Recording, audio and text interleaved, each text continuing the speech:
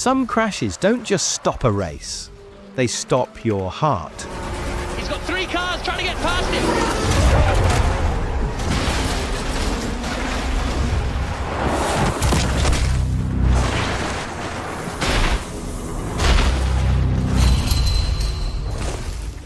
These are the biggest crashes of the 21st century, from cars flying like UFOs to drivers turning death-defying escapes into art.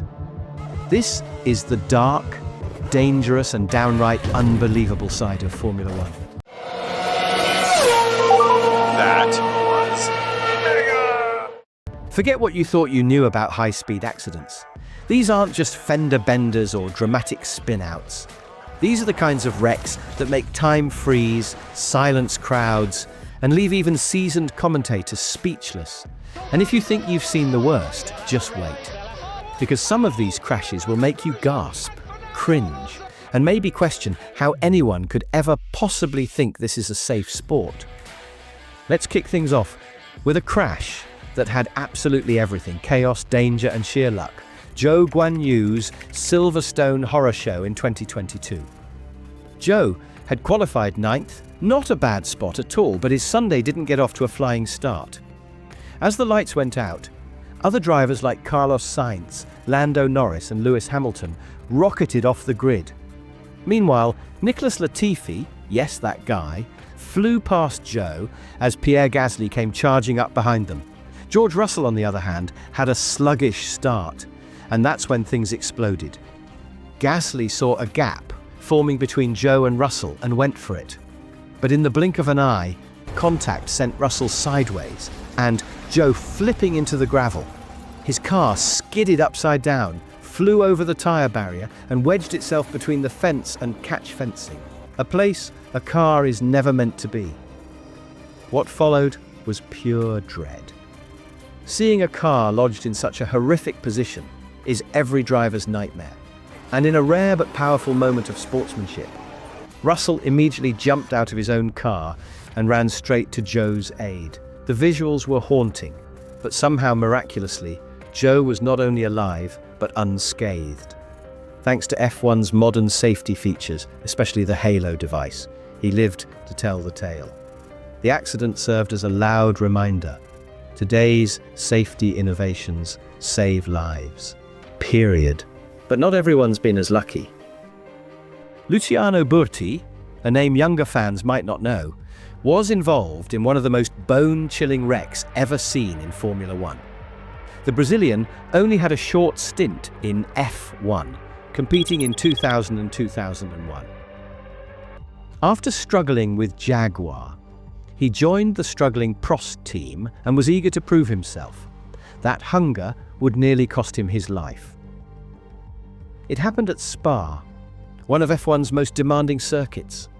Bertie was tailing Eddie Irvine, pushing his car way beyond its limits. Approaching the ultra-fast left-hand corner called Blanchimont, Bertie attempted an overtake and slammed straight into the wall at nearly 170 miles per hour. The car disintegrated under the impact, which measured an unfathomable 111 Gs. When the dust settled, the image was surreal: a crumpled car, embedded in the barrier like a bullet hole. Rescue teams rushed in. Irvine abandoned his race to check on Bertie. Shockingly, Bertie's helmet had cracked. Back then, helmets had a small hole for drink tubes, a fatal flaw that weakened the structure. He suffered a brain hemorrhage and was nearly comatose. Somehow, he survived, though he never raced in F1 again. His crash would force immediate changes to tyre barriers and helmet design, adding yet another layer to F1's safety evolution. Now, if you're still with me, and trust me, this roller coaster isn't slowing down, do me a favor and smash that like button, subscribe for more wild F1 stories, and drop your thoughts in the comments below. Got a story or moment you think I missed? Let's hear it. Next up, there's Felipe Massa, who endured one of the most bizarre and frightening accidents ever. Not caused by a crash, but by debris. During qualifying for the 2009 Hungarian Grand Prix, Massa was gunning to improve his lap, when out of nowhere, a stray spring from Rubens Barrichello's car struck him in the head. Traveling at over 160 miles per hour, Massa was knocked unconscious instantly. His foot pinned the accelerator, and he drove straight into the barriers, unconscious, vulnerable, and utterly exposed. The incident was deeply unsettling. After a helicopter airlift and emergency surgery, it was revealed that Massa had a skull fracture and a concussion. He was sidelined for the rest of the season. Though he returned in 2010 with strong performances, it was clear something had changed. Massa was never quite the same. No wins, no title runs, just the memory of how close he came to not surviving at all. His accident played a key role in future head protection upgrades, which culminated in the mandatory Halo device. But if there's one crash that truly rattled the foundations of Formula One, it's Jules Bianchi's tragedy in Japan, 2014. On race day, Typhoon Fanphone unleashed a storm over the Suzuka circuit. Visibility was horrendous, grip non-existent, and the emergency helicopter grounded. Still, the decision was made to go ahead with the race. Early on, the weather eased slightly and the racing resumed. But as the laps ticked by, the rain returned. Conditions deteriorated fast. By lap 42, Adrian Sutil crashed into the barriers at Dunlop Corner. A crane tractor was sent out to recover his car while the race continued under yellow flags. Just one lap later, Bianchi lost control at the very same corner. His car slammed into the crane at high speed, and unlike Sutil, he didn't walk away. Bianchi's helmet took the full force of the impact, 254 Gs. He suffered a diffuse axonal injury, a devastating brain trauma. He was rushed to a hospital, placed in a medically induced coma, and transferred months later to his hometown of Nice. But after 9 months of fighting, he passed away in July 2015. He was just 25. It was the first driver fatality in F1 since Ayrton Senna in 1994, and it left the sport shaken to its core. Why hadn't the safety car been deployed after Sutil's crash? Why was a tractor on track in racing conditions? Why proceed when medical helicopters couldn't fly? As is often the case, real change only followed tragedy.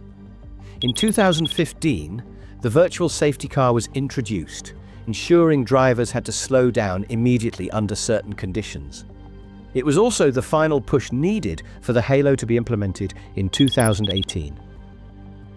That same year, the Halo was immediately put to the test. Spa, 2018, a chaotic race start. Nico Hülkenberg misjudged his braking rear-ending Fernando Alonso. Alonso's car launched over Charles Leclerc's Sauber, landing right on top of his cockpit. The tyre would have smashed directly into Leclerc's head if not for the Halo. It's not an exaggeration, right? The Halo saved his life. Just a week later, Marcus Ericsson had his own terrifying experience during practice in Monza. While travelling over 210 miles per hour, his DRS failed to close during braking.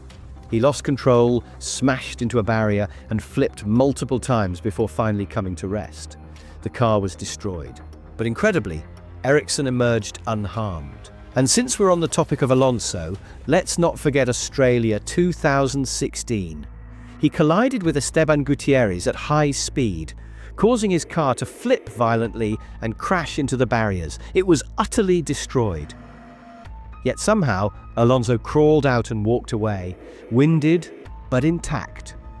He later called it one of the scariest moments of his life. Another contender for most violent wreck. Robert Kubica in Canada, 2007.